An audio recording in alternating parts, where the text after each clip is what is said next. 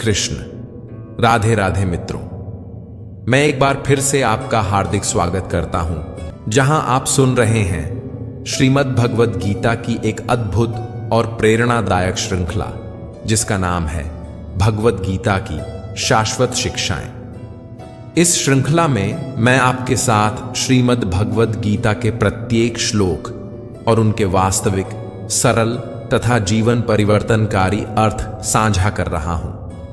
आज गीता के तीसरे अध्याय में हम यह समझने की कोशिश करेंगे कि इस अध्याय के श्लोक हमें क्या संदेश देते हैं, वह हमारे जीवन में कैसे लागू हो सकते हैं, और इन दिव्य शिक्षाओं से हम अपने मन, विचार और कर्म को किस प्रकार श्रेष्ठ बना सकते हैं। तो आइए श्री कृष्ण के इन अमृतमय वचनों के साथ इस आध्यात्मिक यात्रा की शुरुआत करें।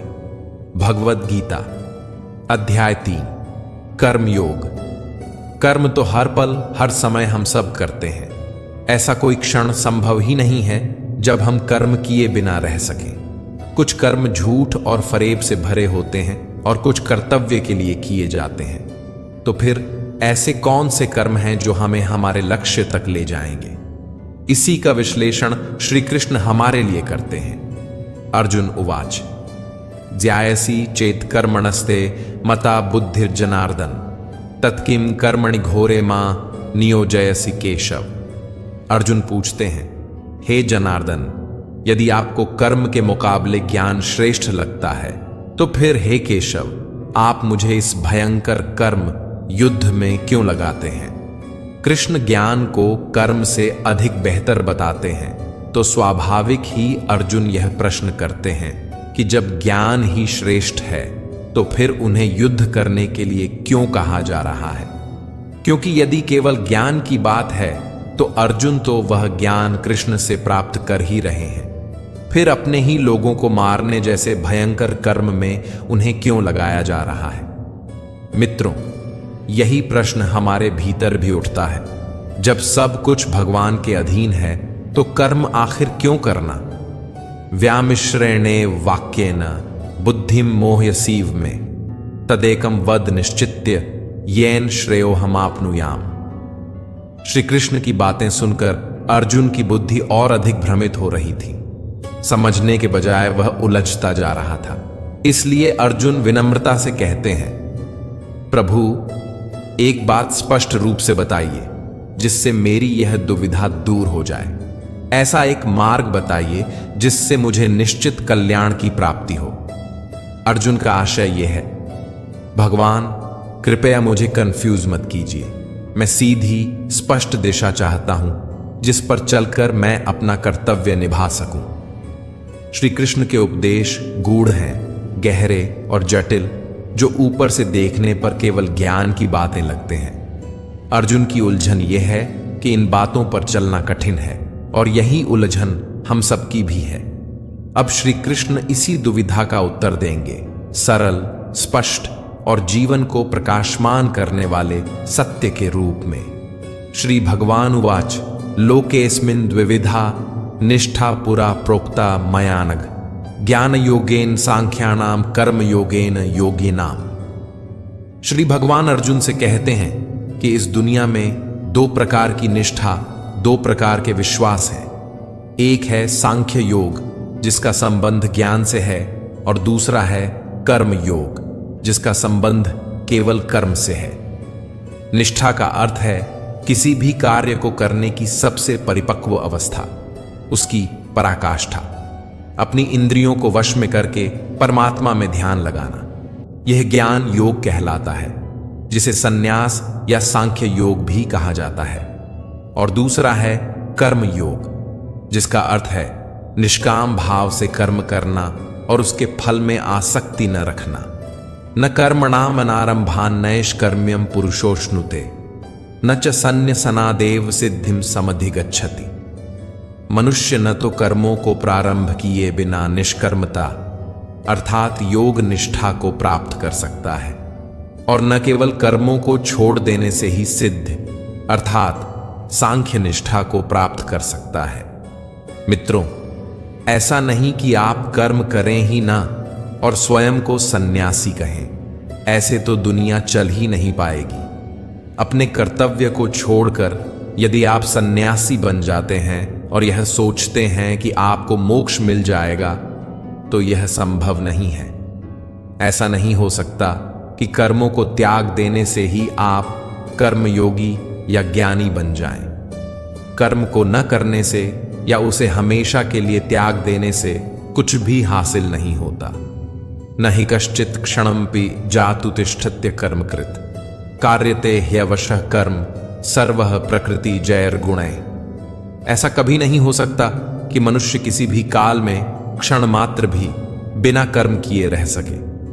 हमारी दुनिया ही ऐसी है कि हम चाहें या न चाहें कर्म करना ही पड़ता है। कर्म न करना भी एक प्रकार का कर्म ही है। जिस प्रकार हम इस संसार में आए हैं, जिस तरह प्रकृति ने हमें बनाया है, उसी के गुण के अनुसार हमें हर समय कर्म करना पड़ता है। प्रकृति में कभी कुछ रुकता नहीं, सांसें चलती रहती हैं, समय चलता है, जीवन का चक्र निरंतर गतिशील रहता है। जब तक जीवन रहेगा तब तक कर्म भी रहेगा। इसीलिए यह आवश्यक है कि हम कर्म को समझें और समझकर ही उसे करें। कर्मेंद्रियाणि संयम्य या आस्थे मनसा स्मरण इंद्रियार्थान विमूढ़ात्मा मिथ्याचारः स उच्यते। जो व्यक्ति केवल दिखावे के लिए अपनी इंद्रियों को ऊपर से रोक लेता है, लेकिन मन के भीतर लगातार उन्हीं के विषय में सोचता रहता है, वह मिथ्याचारी अर्थात झूठा और दंभी कहलाता है। मतलब जो ऊपर से तो संयम का दिखावा करे पर भीतर से इच्छाओं में डूबा रहे, वह पाखंडी है। जैसे कोई व्यक्ति उपवास तो रख ले, खाना खाने से मना कर दे, लेकिन मन में हमेशा खाने और उसके स्वाद के बारे में ही सोचता रहे, तो यह उपवास नहीं माना जाएगा। मित्रों, कितने ही साधु सन्यासी ऐसे मिलेंगे जो कहते हैं कि उन्होंने दुनिया को त्याग दिया है, कर्म को त्याग दिया है, लेकिन यदि उनके मन में अभी भी इस दुनिया के लिए लालसा, इच्छा या मोह बचा हुआ है, तो श्री कृष्ण उन्हें झूठा और पाखंडी बताते हैं। यस्त्विन्द्रियाणि मनसा नियम्यारभते अर्जुन कर्मेन्द्रियैः कर्मयोगम असक्तः स विशिष्यते। हे अर्जुन, जो पुरुष सच्चे मन से अपनी इंद्रियों को नियंत्रण में रखता है और उनसे बिना किसी आसक्ति के कर्म करता है, वही कर्मयोग का पालन करने वाला और वही श्रेष्ठ है। श्री कृष्ण यहां चेतावनी देते हैं कि इंद्रियों को वश में तो करना ही है, परंतु साथ ही साथ मन का उन इंद्रियों या विषयों से कोई लगाव नहीं होना चाहिए। यही कर्मयोग कहलाता है। जब इंद्रियां वश में होती हैं, तो व्यक्ति के लिए कुछ भी करना संभव हो जाता है। कोई भी बाधा, कोई भी व्यवधान उसे उसके कर्म से रोक नहीं सकती। लेकिन यदि व्यक्ति इंद्रियों के वश में है, तो चाहे वह स्वादिष्ट खाने की महक हो, कोई रूपवती नारी हो, आसपास का शोर हो या कोई और प्रलोभन, हर छोटी बड़ी बात उसे उसके कर्म से भटका सकती है। नियतम कुरु कर्म त्वम कर्म ज्यायो ह्यकर्मणः शरीर यात्रा पिचते न प्रसिद्धेद कर्मणः। हे अर्जुन, तू अपना कर्तव्य कर्म अवश्य कर, क्योंकि कर्म न करने की तुलना में कर्म करना श्रेष्ठ है। और यदि तू कर्म नहीं करेगा तो तेरा शरीर का निर्वाह, तेरा जीवन भी संभव नहीं हो पाएगा। अर्थात हे अर्जुन, तू शस्त्र उठा और युद्ध कर, अपना कर्म कर, क्योंकि कर्म न करने से बेहतर है कर्म करना। कहने का अर्थ है कि कर्म तो अनेक प्रकार के होते हैं, परंतु उनमें से एक वह है जो निर्धारित है, जिसे कर्तव्य कहा गया है। यदि आप अपनी इच्छा से कोई भी काम चुन लेंगे तो उसे निर्धारित कर्म नहीं माना जाएगा। आपको वही कर्म करना चाहिए जो आपका कर्तव्य है, या जो कर्म आपको जीवन ने दिया है उसे कर्तव्य मानकर पूरे मन से निभाना चाहिए। यज्ञार्थात् कर्मणोन्यत्र लोकोयम कर्म बंधनः तदर्थम कर्म कौन्तेय मुक्त संगः समाचार। इस श्लोक में श्री कृष्ण पूरे समाज की भलाई वाले कर्म को समझा रहे हैं। यज्ञ वह होता है जिसमें सब शामिल होते हैं। श्री कृष्ण कहते हैं कि यज्ञ के लिए किए जाने वाले कर्मों से ही यह मनुष्य समुदाय कर्मों से बंधता है। इसलिए हे अर्जुन, तू इच्छाओं को छोड़कर उस यज्ञ के लिए ही भली भांति कर्तव्य कर्म कर। यज्ञ का अर्थ है समाज और प्रजा की भलाई के लिए किया गया निस्वार्थ कार्य। हमें भी अपने कर्तव्यों को यज्ञ मानकर ऐसे कार्यों में अपना योगदान देना चाहिए जिससे समाज का कल्याण हो। यदि हम सब अपने काम को यज्ञ समझकर उसे सम्मान पूर्वक करें तो सबका भला होगा। इसे ही आप निर्धारित कर्म भी मानिए। सहयज्ञा प्रजा सृष्टा पुरोवाच प्रजापति अनेन प्रसविष्यध्वम एष वोस्त्विष्ट कामधुक। प्रजापति ब्रह्मा ने इस सृष्टि की शुरुआत में यज्ञ को रचकर अपनी प्रजा से कहा, तुम लोग इस यज्ञ द्वारा वृद्धि को प्राप्त हो और यह यज्ञ तुम्हें इच्छित भोग प्रदान करेगा। घर में जो यज्ञ किए जाते हैं उन्हें केवल एक धार्मिक कर्मकांड न समझकर उनकी महत्ता को समझना चाहिए। यज्ञ हमारे संस्कारों का एक संगठित रूप है। संस्कार का अर्थ है काम करने का सबसे उत्तम तरीका।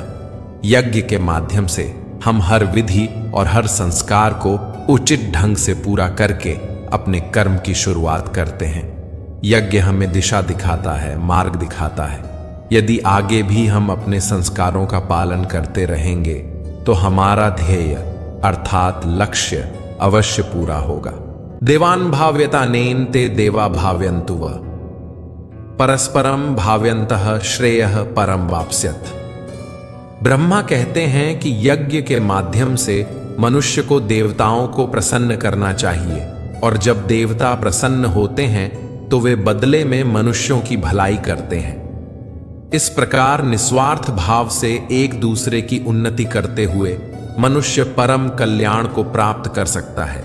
यज्ञ देवताओं को प्रसन्न करने का एक माध्यम है और इसके बदले में देवता मनुष्य की उन्नति करते हैं। इसीलिए किसी भी कार्य की शुरुआत से पहले, कुछ भी शुभ करने से पहले ईश्वर का नाम लेने का विधान है। जब ईश्वर का नाम सही तरीके, सही पद्धति और सही विधि से लिया जाता है तब उसे यज्ञ कहा जाता है। यज्ञ को अपने और देवताओं के बीच का एक सेतु मान लीजिए जिससे दोनों के बीच का संबंध बना रहता है। इष्टान भोगान ही वो देवा दास्यन्ते यज्ञ भाविता तैर्दत्तान अप्रदायभ्यो यो भुंक्ते स्तेन एव सह। जब आप यज्ञ करके देवताओं की पूजा करते हैं तो वे देवता आपके बिना मांगे ही आपकी सभी इच्छाओं को पूरा कर देते हैं। लेकिन जो यज्ञ नहीं करता, जो यज्ञ के माध्यम से देवताओं को प्रणाम नहीं करता, फिर भी अपनी इच्छाओं की पूर्ति चाहता है, ऐसे मनुष्य को चोर समझना चाहिए। क्योंकि कुछ देने पर ही कुछ मिलता है, कुछ करने से ही कुछ प्राप्त होता है। बिना अर्घ्य चढ़ाए, बिना पूजा किए यदि कोई यह सोचता है कि उसकी मनोकामना पूरी हो जाएगी या बिना किसी परिश्रम के उसका काम बन जाएगा तो यह बेईमानी या चोरी ही कहलाएगी। यज्ञ शिष्टाशिनः संतो मुच्यन्ते सर्वकिल्बिषैः भुंजते ते त्वघम पापा ये पचन्त्यात्म कारणात्। जो श्रेष्ठ पुरुष यज्ञ से बचे हुए अन्न को ग्रहण करते हैं वे सभी पापों से मुक्त हो जाते हैं। लेकिन जो पापी लोग केवल अपने शरीर के पालन पोषण के लिए ही अन्न पकाते हैं वे वास्तव में पाप ही खाते हैं। हम क्या केवल खाने, जीने और फिर मर जाने के लिए ही पैदा हुए हैं? ऐसे जीवन का क्या अर्थ हुआ? हमें अपने जीवन का उद्देश्य समझना चाहिए। हम इस ब्रह्मांड में क्यों हैं? हमें ईश्वर या मोक्ष को क्यों प्राप्त करना है? इन सब बातों को समझने के लिए ही यज्ञ जैसे अनुष्ठान किए जाते हैं। जो लोग यज्ञ या ईश्वर को याद किए बिना केवल अपने अस्तित्व को बनाए रखने में ही लगे रहते हैं उन्हें श्री कृष्ण चोर बताते हैं। अन्नाद भवन्ति भूतानि पर्जन्यादन्न संभव यज्ञाद भवति पर्जन्यो यज्ञ कर्म समुद्भव कर्म ब्रह्मोद्भवम विद्धि ब्रह्माक्षर समुद्भवम तस्मात् सर्वगतम ब्रह्म नित्यम यज्ञ प्रतिष्ठितम। यदि अन्न समाप्त हो जाए तो संपूर्ण जीवन समाप्त हो जाएगा। सभी प्राणी, सभी जीव अन्न से उत्पन्न होते हैं। और अन्न की उत्पत्ति वर्षा से होती है, अर्थात बारिश से। वर्षा यज्ञ से होती है और यज्ञ कर्मों से उत्पन्न होता है। कर्म की उत्पत्ति वेद से होती है और वेद स्वयं परमपिता परमात्मा से उत्पन्न हुए हैं। हमारी संस्कृति का सारा ज्ञान वेदों से ही आया है। कर्म क्या है, उसका स्वरूप क्या है, इसकी परिभाषा भी वेदों से प्राप्त होती है। और वेद ईश्वर का ही दिया हुआ ज्ञान है। वेद से आगे, वेद से बड़ा कुछ भी नहीं है। इससे मित्रों, यह सिद्ध होता है कि यज्ञ और ईश्वर का सीधा संबंध है। एवं प्रवर्तितम चक्रम नानुवर्तयतीह यह अघायुरिंद्रिया रामो मोघम पार्थ सजीवती। श्री कृष्ण कहते हैं, हे पार्थ, जो मनुष्य परंपरा का अनुसरण नहीं करता, सृष्टि चक्र और प्रकृति के नियमों का पालन नहीं करता, अर्थात जो अपने कर्तव्य का पालन नहीं करता, वह इंद्रियों के माध्यम से भोगों में रमण करने वाला पापायु व्यक्ति व्यर्थ ही जीता है। ऐसा मनुष्य केवल इंद्रियों के वश में होकर जीता है, भोगों में उलझा रहता है और अंत में यूं ही मर जाता है। उसके जीवन मृत्यु का चक्र लगातार चलता रहता है, परंतु उसमें कोई सार नहीं होता। ऐसे व्यक्ति के जीने और मरने का कोई अर्थ नहीं होता, क्योंकि उसका जीवन केवल इच्छाओं और भोगों की पूर्ति में ही बीतता है। वेदों और ग्रंथों में जो नियम, जो ज्ञान दिए गए हैं, उनका एक निश्चित उद्देश्य है और हमें उसी उद्देश्य के अनुसार अपना जीवन जीना चाहिए।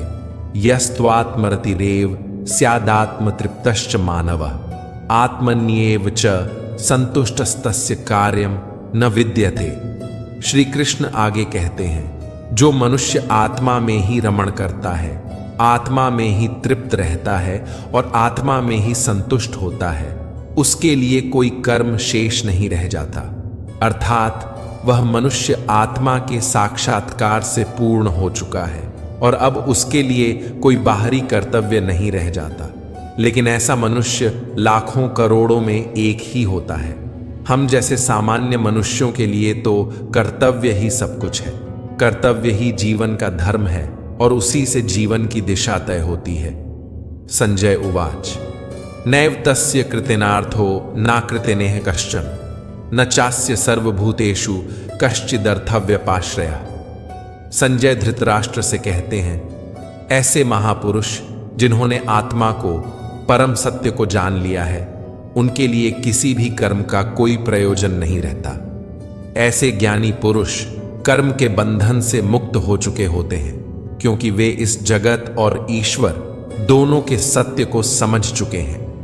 उनका किसी स्वार्थ या फल से कोई संबंध नहीं रहता। इसलिए यह महापुरुष हम जैसे सामान्य लोगों से भिन्न होते हैं। उन पर वे नियम लागू नहीं होते जो हमारे जैसे संसारिक जीवन में लगे हुए लोगों पर लागू होते हैं। मित्रों, इसे ऐसे समझिए, जिसे ईश्वर मिल गया हो, उसे फिर और क्या चाहिए? वह फिर कोई और कर्म क्यों करे? तस्मादसक्तः सततम कार्यम कर्म समाचर असक्तो ह्याचरण कर्म परमाप्नोति पुरुषः। हे अर्जुन, इसलिए तू आसक्ति और अपनी इच्छाओं को त्याग कर निरंतर अपने कर्तव्य कर्म को सही ढंग से करता रह। अपनी कामनाओं को छोड़कर केवल कर्तव्य को पूरा करने में लग जा, क्योंकि जो व्यक्ति आसक्ति से मुक्त होकर अपने कर्म करता है, वह अंततः परमात्मा को प्राप्त कर लेता है। कर्तव्य का मार्ग आसान नहीं होता। कई बार मन में आता है कि सब कुछ छोड़ दें, आराम करें, देर तक सोएं या मेहनत न करें, लेकिन ऐसा करने से कभी कुछ भी हासिल नहीं होता।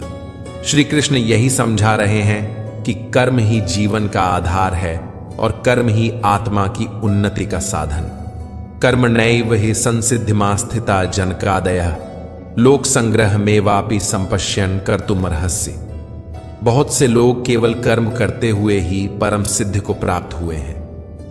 राजा जनक जैसे महापुरुष भी कर्म करते हुए ही आत्म साक्षात्कार को प्राप्त हुए थे। बहुत से ज्ञानी आत्मा के सत्य को पहचान लेते हैं, लेकिन शेष लोगों के लिए कर्म ही एकमात्र मार्ग है। यदि कोई चाहता है कि उसके जीवन का कोई उद्देश्य हो, केवल जन्म लेना, जीना और मर जाना ही ना हो, तो उसे आसक्ति यानी लगाव से बचते हुए अपना कर्म करना चाहिए और अपने कर्तव्य का पालन करना चाहिए। कर्तव्य से बचना जीवन से भागना है और कर्म से जुड़ना ही ईश्वर से जुड़ना है। यद्यदाचरति श्रेष्ठस तत् देवेतरो जनः स यत् प्रमाणम कुरुते लोकस तदनुवर्तते। लीडर जो आगे चलता है वही दूसरों के लिए मार्गदर्शक बनता है और बाकी लोग उसी के पीछे चलते हैं। श्री कृष्ण कहते हैं, श्रेष्ठ पुरुष जो जो आचरण करता है अन्य लोग भी वैसा ही आचरण करते हैं। वह जो कुछ प्रमाण रूप में स्थापित कर देता है संपूर्ण समाज उसी के अनुसार व्यवहार करने लगता है। इसका अर्थ यह है कि जो हमारे आदर्श होते हैं हम उन्हीं का अनुसरण करते हैं। किसी भी क्षेत्र को देख लीजिए, कुछ ही लोग होते हैं जो उस क्षेत्र में सर्वश्रेष्ठ होते हैं और पूरी दुनिया उनके समान बनने की कोशिश करती है। लीडर एक होता है, अनुयायी असंख्य। तो मित्रों, यह प्रश्न आपसे है, आप क्या बनना चाहते हैं? आगे बढ़ने वाले या पीछे चलने वाले? न मे पार्थास्ति कर्तव्यम त्रिषु लोकेषु किंचन नान वाप्तम वाप्तव्यम वर्त एव च कर्मणि। श्री कृष्ण कहते हैं, हे अर्जुन, मेरा इन तीनों लोकों में कोई भी कर्तव्य शेष नहीं है और न ही ऐसी कोई वस्तु है जिसे मैं प्राप्त नहीं कर सकता। फिर भी मैं कर्म में निरंतर लगा रहता हूं। सोचिए मित्रों, श्री कृष्ण से बड़ा लीडर कौन हो सकता है? फिर भी वे कर्म करते हैं, अपने कर्तव्यों का पालन करते हैं। उन्होंने महाभारत के युद्ध से स्वयं को अलग नहीं किया। उनकी नारायणी सेना भले ही कौरवों के साथ थी, लेकिन वे स्वयं अर्जुन के साथ थे। उन्होंने सारथी बनकर अपना कर्म किया, अपना धर्म निभाया। जब स्वयं भगवान श्री कृष्ण कर्म करके अपने कर्तव्यों का पालन करते हैं तो हम कौन होते हैं कर्म से भागने वाले? हम भी कर्म करें, क्योंकि कर्म ही जीवन का सत्य है। यदि ह्यहम न वर्तेयम जातु कर्मण्यतंद्रितः मम वर्तमानुवर्तन्ते मनुष्यः पार्थ सर्वशः। श्री कृष्ण कहते हैं, हे पार्थ, यदि मैं कर्म करने में सावधानी न बरतूं तो बहुत बड़ा अनर्थ हो जाएगा। सब लोग मेरे मार्ग का अनुसरण करते हैं। यदि भगवान ही कर्म न करें तो मनुष्य तो सब कुछ करना ही छोड़ देंगे। जो सबसे बड़ा होता है, जो श्रेष्ठ होता है, जो नेता होता है, लोग उसी के पीछे चलते हैं। अब यदि श्री कृष्ण यह सोचते कि मैं तो भगवान हूं, मुझे कर्म करने की आवश्यकता नहीं, तो उन्हें किसी और को ज्ञान देने का कोई अधिकार नहीं रह जाता। ईश्वर होते हुए भी उन्होंने अपने हर कर्तव्य का पालन किया, कभी कर्म से पीछे नहीं हटे। उनके पग चिन्हों पर चलना ही हमारा धर्म है। हमें भी प्रयास करना चाहिए कि हम कर्म के मार्ग पर चलते हुए अपने जीवन को श्रेष्ठ बनाएं। यदि मैं कर्म न करूं तो यह सब मनुष्य नष्ट हो जाएंगे, धर्म भ्रष्ट हो जाएगा और मैं इस संकरता अर्थात अव्यवस्था का कारण बन जाऊंगा। मेरी ही वजह से सारी प्रजा का नाश हो जाएगा।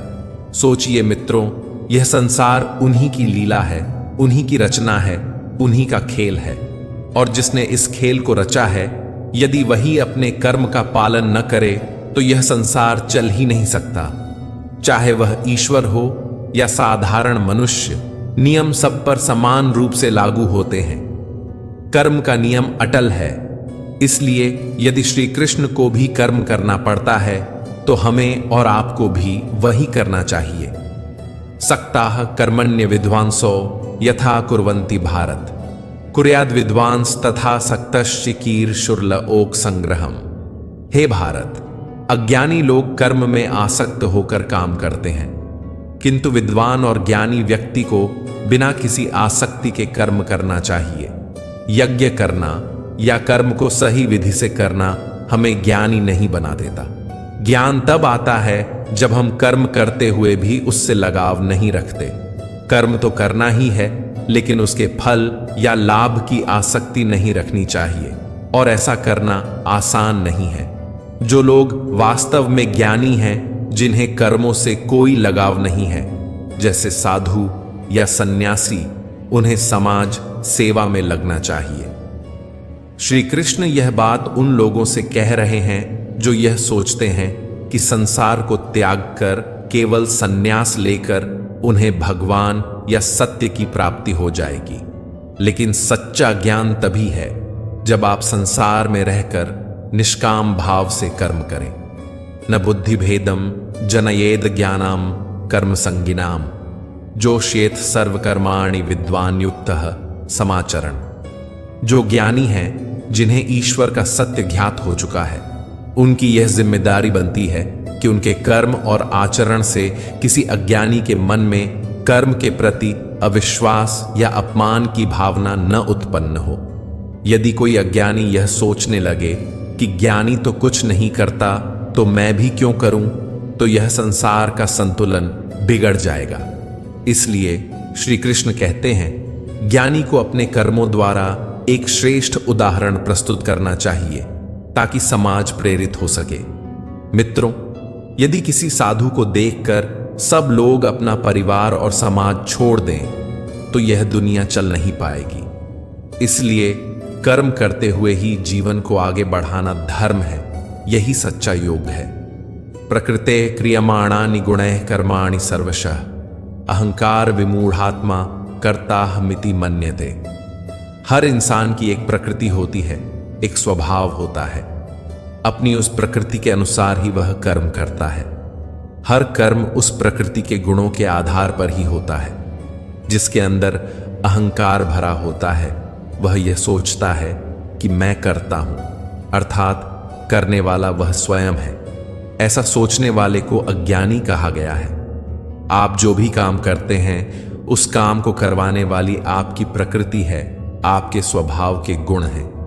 कितनी ही बार ऐसा हुआ होगा कि गुस्से में आप कुछ ऐसा कर गए जो आप नहीं करना चाहते थे। वह आपका क्रोध था जो आपसे वह कर्म करवा गया। इसलिए श्री कृष्ण कहते हैं, सोचिए और समझिए कि आपकी वास्तविक प्रकृति क्या है। तत्ववित्तु महाबाहो गुण कर्म विभागयो गुणा गुणेषु वर्तन्त इति मत्वा न सज्जते। यहां श्री कृष्ण बहुत गहरी बात कहते हैं। सात्विक, राजसिक और तामसिक 3 प्रकार की प्रवृत्तियां होती हैं। फिर इनके गुण और कर्म के विभाजन होते हैं। इसे ऐसे समझिए जैसे हर व्यक्ति के स्वभाव के अनुसार अलग अलग गुण और आचरण होते हैं।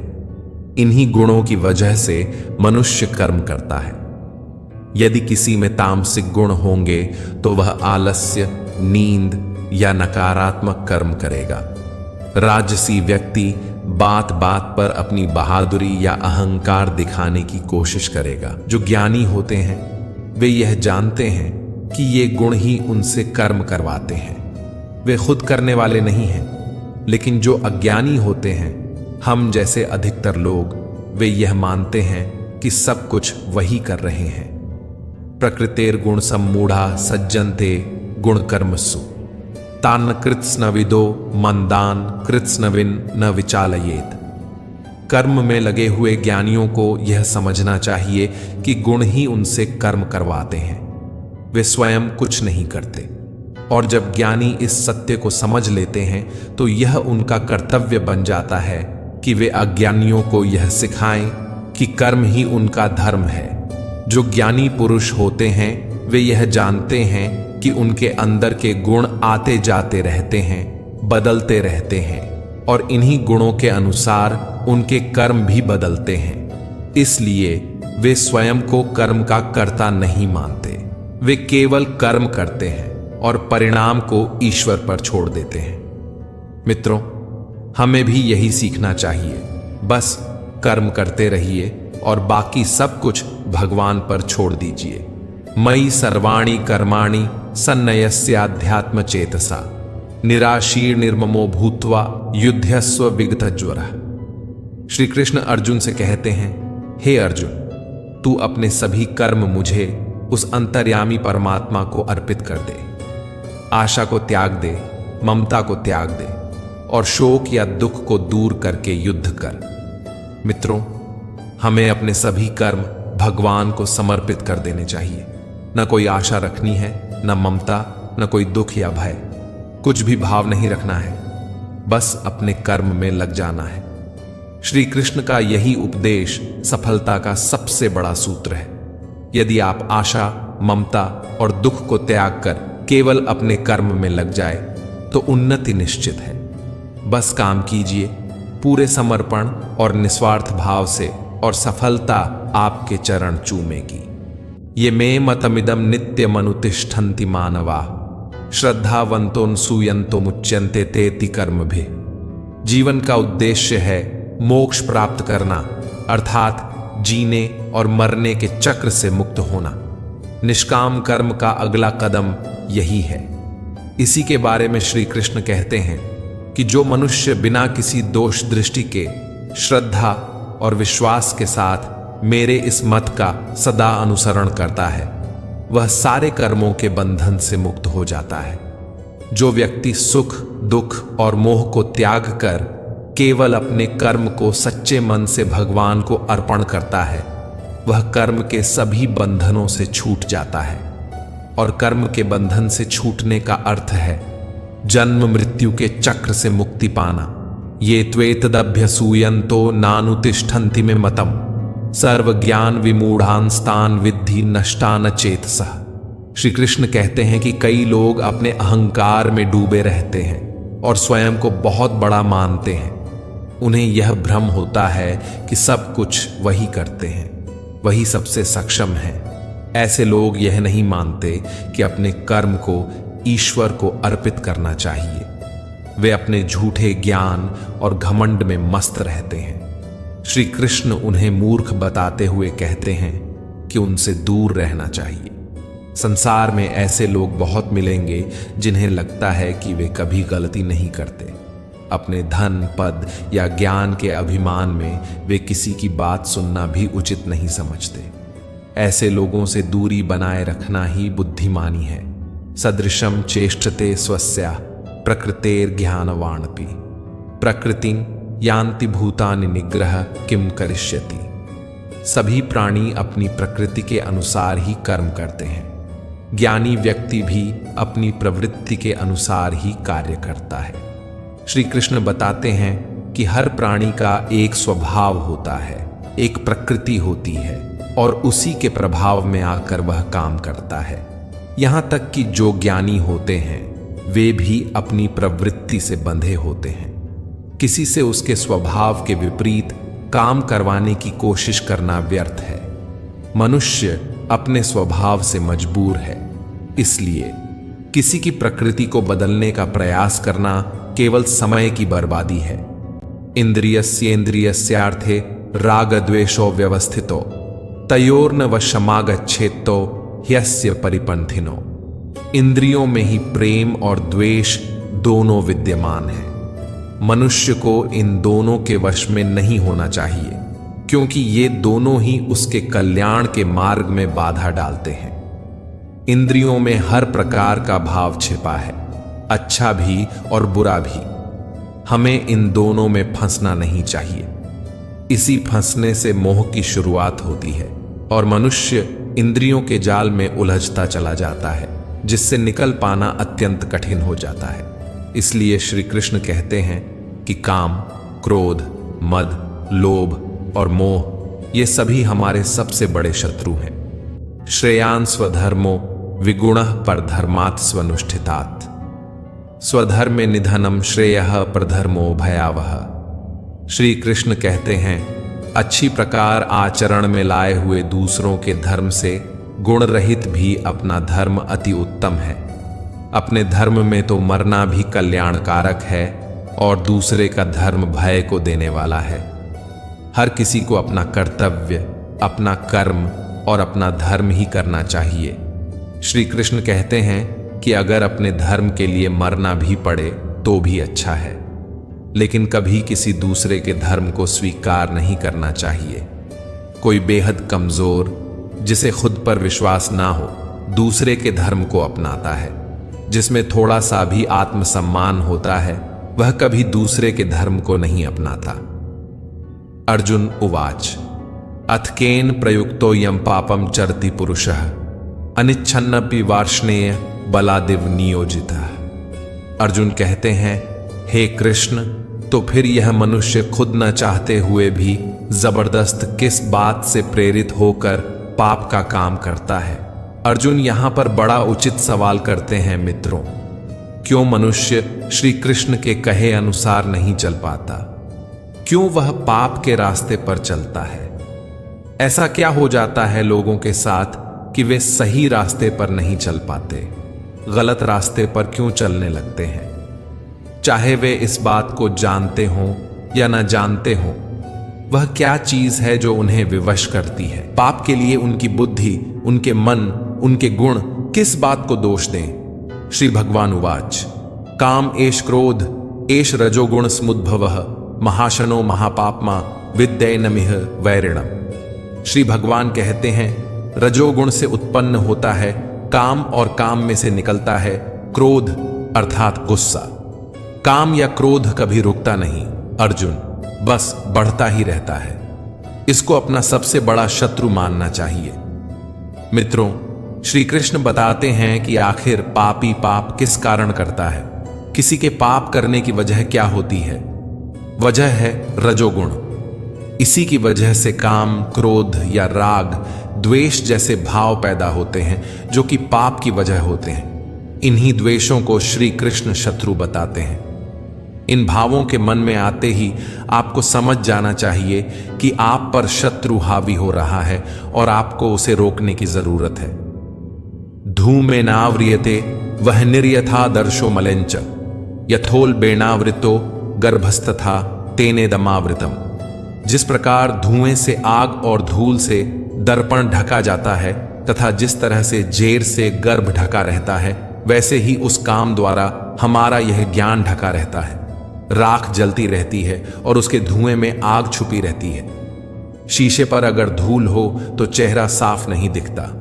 उसी तरह से जब यह काम, क्रोध जैसे विकार, यह जो कमियां हैं, हमारे अंदर मौजूद ज्ञान को छुपा कर रखती हैं। सब कुछ हमारे अंदर है, बाहर कुछ भी नहीं। यह ऐब, कमियां हमारे अंदर रहकर असली ज्ञान को छुपाकर एक तरह से हमें विवश कर देती हैं और हमें पाप करने के लिए उत्साहित करती हैं। इसलिए श्री कृष्ण इन्हें शत्रु बताते हैं। आवृतम ज्ञान में तेन ज्ञानिनो नित्य वैरिणा काम रूपेण कौन्तेय दुष्पुरिणान लेंच। हे अर्जुन, यह ऐसी आग है जो कभी बुझती ही नहीं। इस आग का मतलब है काम, और इसी से मनुष्य का ज्ञान ढका हुआ है। भोगों से कभी कोई तृप्त नहीं हुआ है। पैसा अगर कमाया है तो और कमाना है, खाना अगर खाया है तो और खाना है। भोगों का कोई अंत नहीं होता, बल्कि यह भोग मनुष्य का अंत करके ही मानते हैं। जैसे आग को अगर ईंधन मिलता रहे तो वह कभी बुझती नहीं, वैसे ही इन भोगों को जब आप बढ़ाते हैं तो आप जलती हुई अग्नि में ईंधन ही डाल रहे होते हैं। काम, क्रोध, मद, लोभ और मोह को नियंत्रण में रखना ही इस आग को बुझाने का एक तरीका है। इंद्रियाणि मनोबुद्धिरस्याधिष्ठान मुच्यते एतैर्विमोह्यत्येष ज्ञानमावृत्य देहिनम। श्री कृष्ण अर्जुन को समझा रहे हैं कि इंद्रियां, मन और बुद्धि, यह सब इसके घर कहे जाते हैं। यह काम इन मन, बुद्धि और इंद्रियों द्वारा ही ज्ञान को ढककर जीवात्मा को मोहित करता है। काम, क्रोध जैसे विकार और कमियां इंद्रियों, मन और बुद्धि में रहते हैं। यह इनके घर हैं जहां इनका निवास होता है। घर में रहकर यह कमियां घर के मालिक को ही मोहित कर उसे खत्म करने की कोशिश करती हैं। कुछ अच्छा देख मन में लालच आता है, काम पूरा न होने पर क्रोध आता है।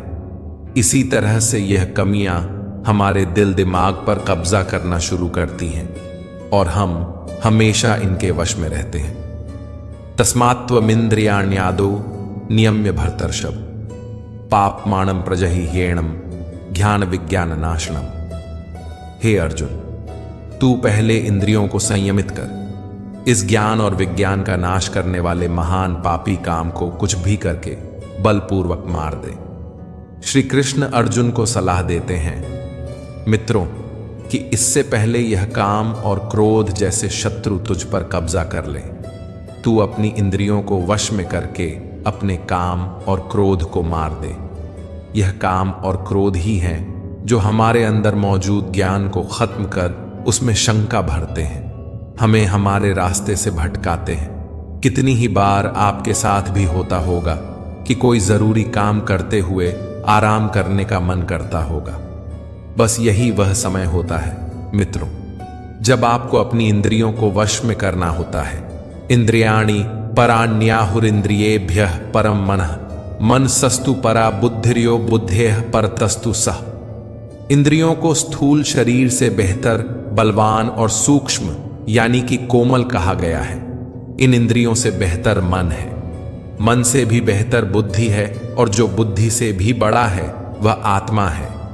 श्री कृष्ण कहते हैं कि हमारे शरीर से श्रेष्ठ हमारी इंद्रियां हैं। सही बात है, किसी भी शरीर को उसकी इंद्रियां पल भर में वश कर लेती हैं, लेकिन इंद्रियों से बड़ा मन है। आप अपने मन से इंद्रियों को नियंत्रित कर सकते हैं, और मन से बड़ी बुद्धि है। गहरी बात है मित्रों, इस बात को ध्यान में रखिएगा। तो अभी तक सबसे बड़ी हुई बुद्धि, और बुद्धि से भी बड़ी है आत्मा, और इसी आत्मा को समझने का यह सारा खेल है। एवं बुद्धे परम बुद्धवा संस्तभ्यात्मात्मना जहि शत्रुओं महाबाहो कामरूपम दुरासदम। श्री कृष्ण अपनी बात को समझाते हुए कह रहे हैं कि हे अर्जुन, इस प्रकार बुद्धि से बेहतर अर्थात सूक्ष्म, बलवान और अत्यंत श्रेष्ठ आत्मा को मान। बुद्धि से अपने मन को वश में कर, और हे महाबाहो, तू इस काम रूप दुर्जय शत्रु को मार डाल। बुद्धि से मन को वश में करना है। अगर मन वश में हो गया तो आप इंद्रियों को भी वश में कर देंगे। जब मन और इंद्रियां आपके वश में हैं, तो फिर उसका अगला कदम होगा आत्मा के पास पहुंचना। आत्मा परमात्मा का ही एक रूप है, और आपकी बुद्धि आपको आपकी आत्मा के करीब पहुंचा सकती है। मित्रों, इस प्रकार हमने श्रीमद् भगवद गीता के 3 अध्याय कर्म योग का सार समझा। यह अध्याय हमें सिखाता है कि कर्म से भागना नहीं, बल्कि उसे निस्वार्थ भाव से करना ही सच्चा धर्म है। श्री कृष्ण बताते हैं कि बिना फल की इच्छा के किया गया कर्म ही मुक्ति का मार्ग है। जो व्यक्ति अपने कर्म को ईश्वर को समर्पित करता है और इंद्रियों को वश में रखता है, वही सच्चा योगी है। अगले अध्याय ज्ञान कर्म संन्यास योग में श्री कृष्ण हमें और गहराई से यह समझाएंगे कि ज्ञान और कर्म का संबंध क्या है, और कैसे ज्ञान से युक्त होकर किया गया कर्म मनुष्य को मोक्ष की ओर ले जाता है। तो मित्रों, जुड़े रहिए हमारी श्रृंखला भगवद गीता की शाश्वत शिक्षाएं के साथ। अगर यह वीडियो आपके मन को छू गया हो या आपकी सोच में कोई सकारात्मक परिवर्तन लाया हो, तो इसे लाइक करें, अपने प्रियजनों के साथ शेयर करें, और हमारे चैनल को सब्सक्राइब करके घंटी का बटन जरूर दबाएं, ताकि हमारी आने वाली सभी आध्यात्मिक, ज्ञानवर्धक और प्रेरणादायक वीडियो आप तक बिना किसी रुकावट के पहुंचती रहें। अगर इस प्रस्तुति में मुझसे कोई त्रुटि या गलती हो गई हो, तो मैं आपके समक्ष क्षमा प्रार्थी हूं। मिलते हैं बहुत जल्द श्रीमद् भगवद गीता के 4 अध्याय की इसी तरह की सहज, गूढ़ और हृदय स्पर्शी व्याख्या के साथ। तब तक के लिए अपना ध्यान रखें, स्वस्थ रहें, प्रसन्न रहें, और श्री कृष्ण के उपदेशों को अपने जीवन में अपनाकर अपने पथ को उज्जवल बनाएं। जय श्री कृष्ण। राधे राधे।